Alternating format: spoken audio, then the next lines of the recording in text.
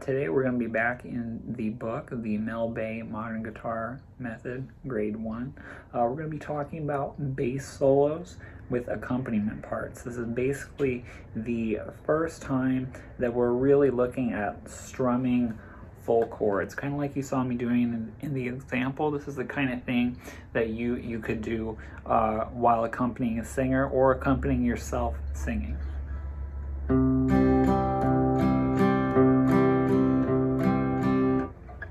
Just a couple of quick announcements though. During my last video, I said that we would be touching on like Let It Be and Don't Panic, some popular songs, to kind of show you how we can do some of the chords that we've been working on, some of the little chord solos that we've been working on, and how to take them into like a modern context. My question for you is, do you want to save some of the extra projects like that for more of like the end of the book and have it be like end of the book projects kind of things, like what can you do with the stuff that we have? Or do you want me to kind of filter those in and just kind of filter them into the book, kind of like I did with the writing chord solos project? So that's just a quick question. Feel free to leave that in the comments. That would be really helpful, just to kind of see like the direction that we want to go in.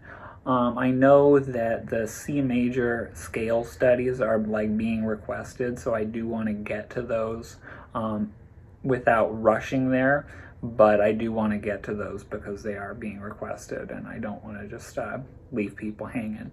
So I gotcha, I'm paying attention, I remember, so all that stuff. If you like this content, if you like the video and you want to see more, feel free to subscribe to the channel. It helps out quite a bit, and I'm always thankful to see just a couple of new people coming to the channel and, you know, hanging out for a little bit. So I really appreciate it. It's nice to have people to hang out with here. So I do really appreciate that. Like the video, all that stuff. Let's get into it. Let's play some music. So now we are into bass solos with chord accompaniment. That's the next thing that we have here in the book.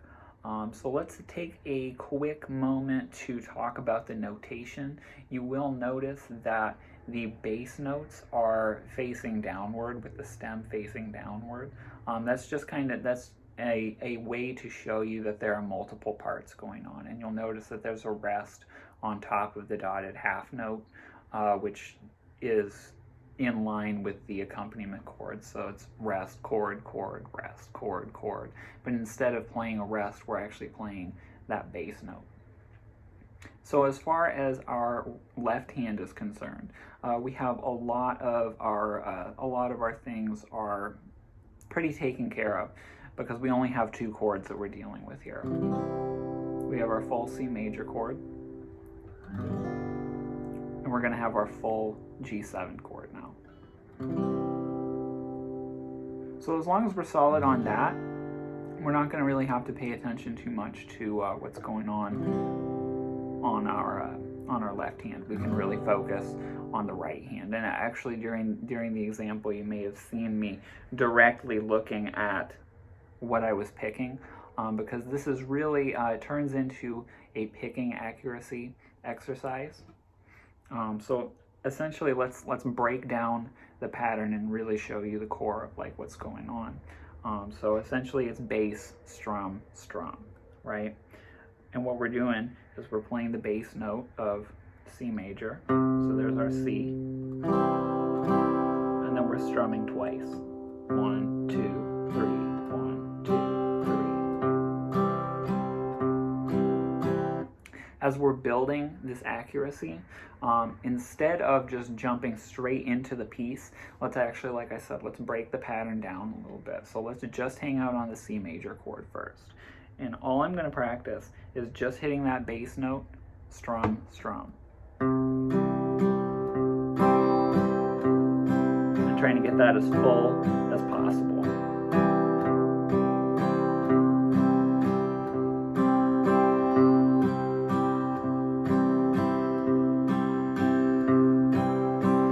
Once we get comfortable with that, let's move on to just the G7 chord. And we're going to do the exact same thing. We're just working on hitting that bass note, that first bass note, the root. So now what we're going to do is we're going to start incorporating a little bit of phrasing in. So we're still just going to keep bass notes first, or root notes first, more of.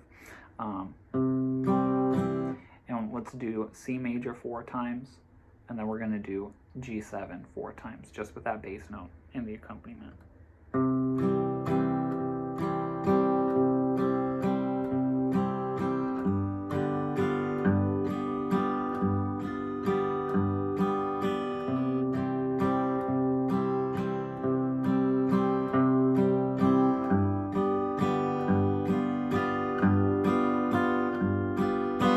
Making sure that you can hear that F too. Sometimes I run into that problem that I'm strumming the middle part of the chord but not the top. So do make sure that your ears are listening out for hearing that F in your G7 chord.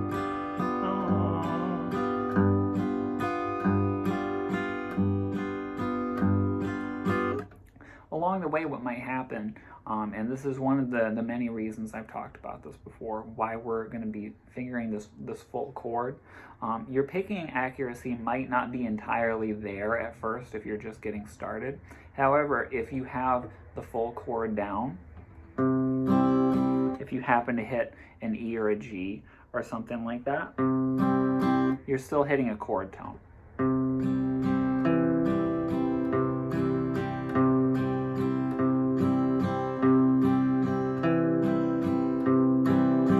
It kind of messes up the phrasing a little bit, but the big thing to focus on with some of these exercises is to really keep it in time. Even if there's like a mistake in that bass note, keep on moving the time, because this is also a time practice. We're really working on keeping the time going even if we make that mistake, because if we're on stage or if we're playing in front of people or something like that, there are probably going to be some mistakes, right?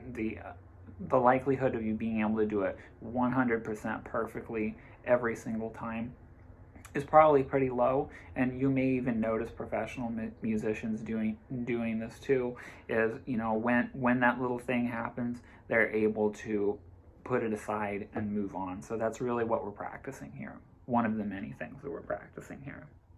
Let's get back into our phrase 4 times, 4 times.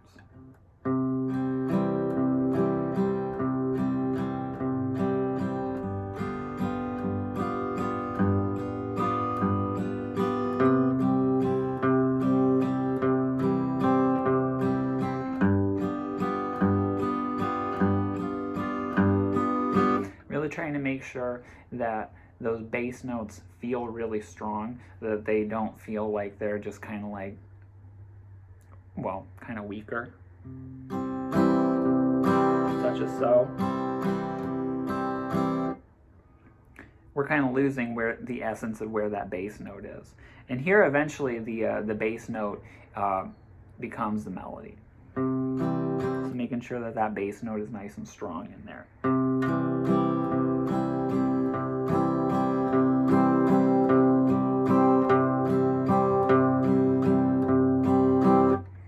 So after we get comfortable with this pattern, we've been doing this for a minute now. So once we get comfortable with this pattern, now it's time to start incorporating a little bit more of our arpeggio line in there. And again, I've pointed this out a million times. Look at what we're playing here. In the bass, it goes C, E, G, E. Something that we're completely familiar with. Then we're going to do that same little pattern.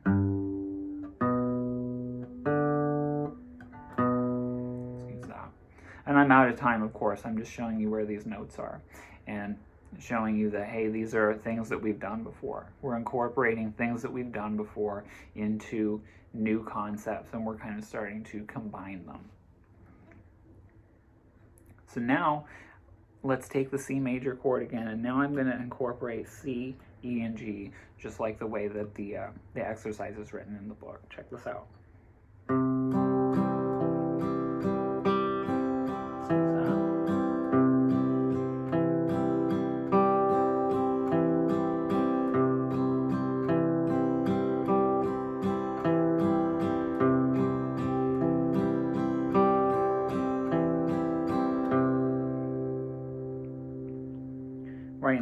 just an extra little picking thing to practice. And again, when I'm doing that, you'll notice that I am not staring directly at the music. I really have this memorized at this point, or like as much as I possibly can. I do try to have this memorized.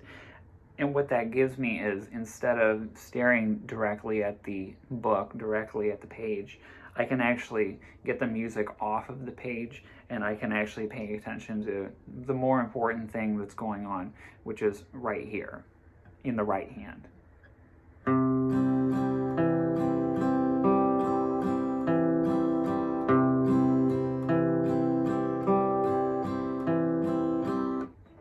My first time around with that, you may have actually heard one of my G's sounded like it was a little on the dead side, right? And you'll notice that, I kind of a little bit, but I kept on rolling with it. And I'm going to leave that mistake in there for you, just to see that we need to keep on moving that time forward. The time moving forward is of equal or almost more importance than making sure that every single note is 100% perfect. We're of course working on that, but keeping that time rolling is an equal part of this exercise. Now we can do the same thing. Let's break it down again. Same pattern with the G7 chord.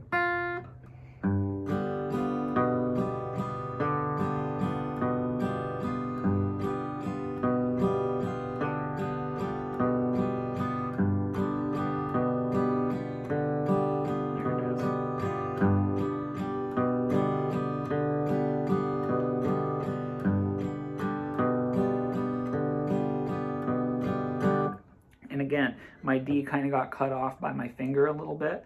We have, no matter what we're doing, our strings are close together, right? And you'll notice that I just kept on rolling with it. And I kind of adjusted. And I found that spot. Now I had another one going on, but you see, that's just kind of the thing that we're practicing here. And, you can practice this stuff all day if you want to. So now we do have a little bit of a cadence here, starting on that D. After we play through the C pattern another time, we're going to go D, G, C. And then that's our end. So now that we've been practicing these little chords, right, now it's time to actually put it into the context of putting it in this pattern, right? Check it out.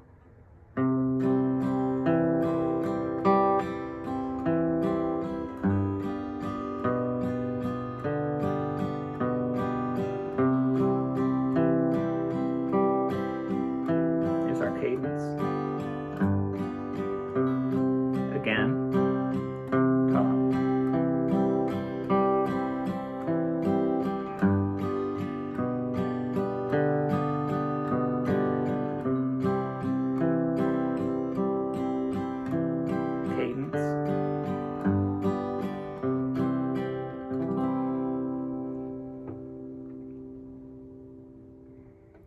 And that's what we got going on with bass solos with chord accompaniment. Take it slow, break the pattern down a little bit as we're learning it, right? And then put it into context with this piece.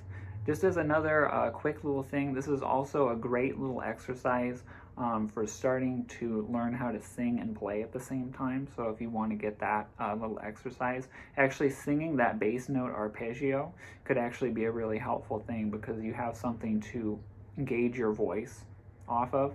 Let's do that for just a second.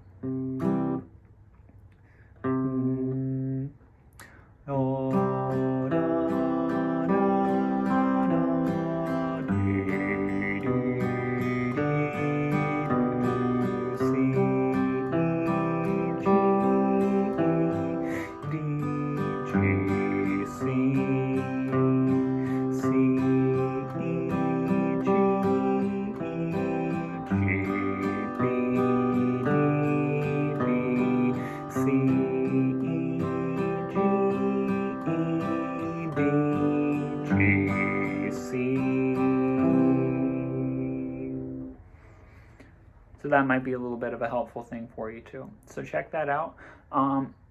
I always talk about making some of these parts yours, so that could be one way to start developing your own style and the way that you want your own voice on the guitar and what you want to do. That might be a way to do that. Another thing that you can do is once you get comfortable with some of these patterns, you can start playing with them again. You can play with, do these patterns work over other chords? And of course, absolutely they do. And can I change my bass note pattern? Do I want to go C, G, E, G? I have those notes. Hey, not bad. So I have like those notes. Can I start rearranging those a little bit? So those are little like afterward questions to ask yourself. I'll let you kind of play around with those ideas, though do make your ideas a little more concise. It's easy to kind of put too much in there, and then it just kind of ends up sounding like a little bit of a mess. But again, if we're just getting started with some of this stuff, I would give yourself the freedom to explore that and find out about it. So that's that. So again, that was bass solos with chord accompaniment. Tomorrow we're going to be looking at how to put this chord accompaniment part into pieces. We're going to be doing Gliding Along, the Hymn, and Country Waltz. So we're going to be doing that tomorrow. If you have any questions or comments or any ideas based off of the bass solos with chord accompaniment stuff, feel free to leave that in the comments. That would be great. I'm always happy to address some stuff. Like I said, this week we're going to be probably back in the book, but again, let me know in the comments kind of the direction that you want to start seeing things. I talked about that at the beginning of the video. Other than that, subscribe to the page if you're having fun over here. Give the video the old thumbs up if you're watching. It always really helps out. It's nice to know that people are here and hanging out. It's always cool to have people to hang out with here. So let's do that, and I'm gonna wrap it up for today. I'll see you tomorrow. Thanks. Bye.